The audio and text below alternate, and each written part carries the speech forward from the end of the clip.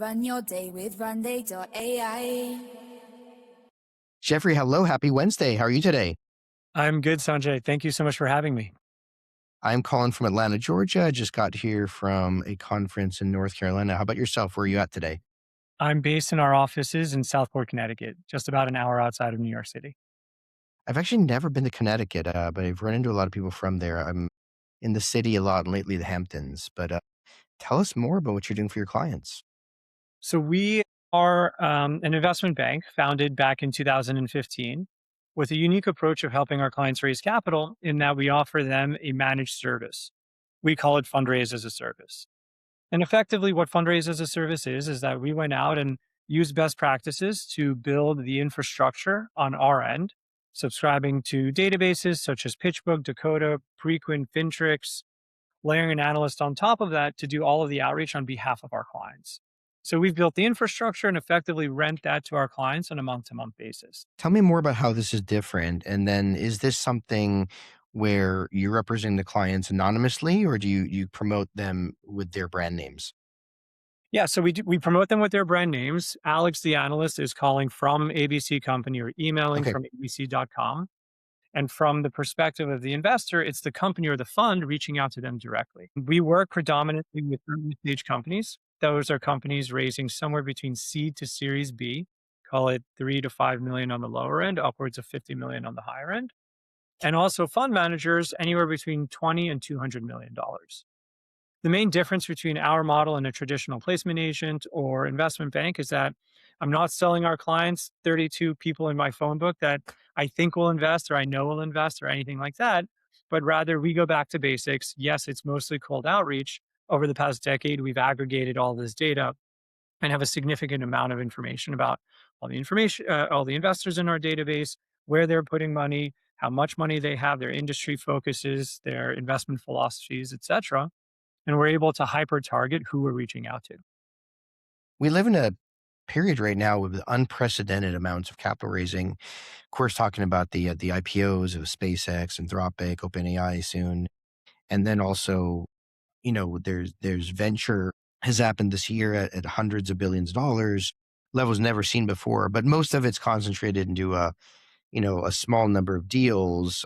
How is the funding ecosystem, for if you're not one of those big names that are dominating the charts, is it harder today? Is it easier today because of AI?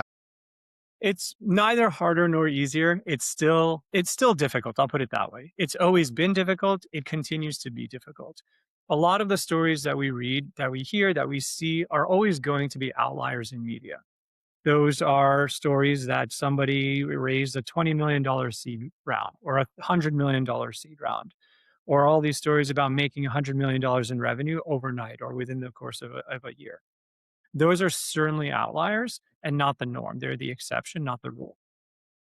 We see a lot of funding, especially since about June, July of 2025. So, about a year ago from when we're recording this, we've seen the market pick back up, not only from the perspective of investors being interested in going into second, third diligence and actually deploying capital into companies, but also a slew of companies that have begun starting up, mainly because of AI and AI tools.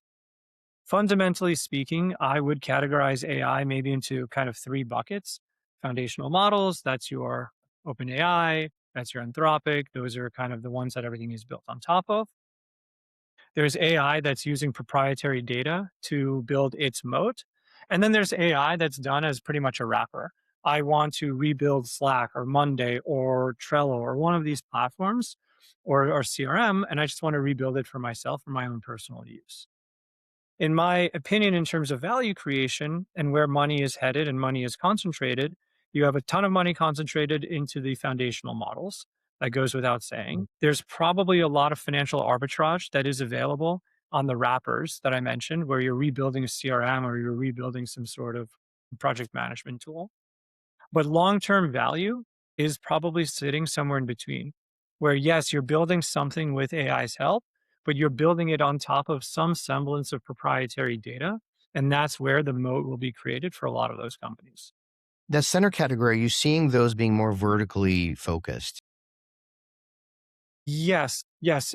In almost by definition, it has to be vertically focused. It's around a specific type of business, whether it's law or finance or math or science or any type of research. You have a ton of data that you've been collecting over the course of years, months, weeks, probably even decades. And now layering AI into it is no different than we saw kind of the digitization many, many years ago. Now you have the AIification, if that's the best way to say it, of a lot of these companies. So I think it's imperative that anyone listening to this or anybody else out there, that if you are not using AI in some way, shape, or form to your business, you are probably missing out. Now, that's not to say that you need to get a bot to do BDR or to do something in operations, but at the very least, all of us are producing so much data on a daily basis inside of our work streams that not layering AI on top of it, at the very least to learn and to gain insights, in my opinion, is a mistake. If someone does want to work with you and raise capital, faster, I love that pun on your website. What's the best way to work with you? Just click that on the website or reach out to you on LinkedIn? Yeah, either LinkedIn, can always email me. My email is jeffrey@fidelmanco.com. Or here's our website that you brought up. It's fidelmanco.com. You can click Raise Capital Faster, and it'll take you to a calendar link and book a call with my Vice President of Banking, Kelton. Well, thank you so much for joining us today. Thanks, Sanjay. Stay ahead of the curve, hit that bell for notifications, and join us next time.